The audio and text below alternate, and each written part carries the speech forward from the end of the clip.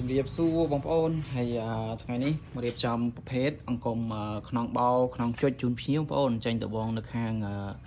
ខេត្តពោធិ៍សាត់អញ្ចឹងរៀបចំដាក់ផ្ញើជូនគាត់ឲ្យហើយអញ្ចឹងបងប្អូនអានេះសារៈពីល្ងាចបងប្អូននេះសារហត់រៀងហត់ថ្ងៃនេះអញ្ចឹងសម្រាប់ពីល្ងាចរៀបចំអីវ៉ាន់ដាក់ជូនភ្ញៀវឲ្យហើយចេញបានមកគូថ្ងៃនេះខ្នងបោខ្នងចុចហើយដែកនេះកាត់រួចរាល់ហើយបងប្អូនតឡើងឲ្យភ្ញៀវដែរភ្ញៀវគាត់ក៏មកឈុតធំទាំងសង្កត់ស្មាបូមក្នុងបោក្នុងចុចនិងឧបករណ៍មួយចំនួនទៀតអញ្ចឹងស្អែកចាប់ផ្ដើមតឡើងទៀតហើយបងប្អូនការងារចូលមកបានតតដែរបងប្អូន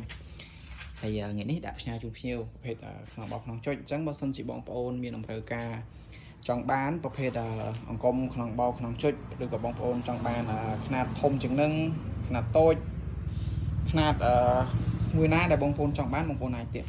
ទងខ្ញុំបានអញ្ចឹងណាបងប្អូនខ្ញុំអាចទៅឡើងឲ្យបាន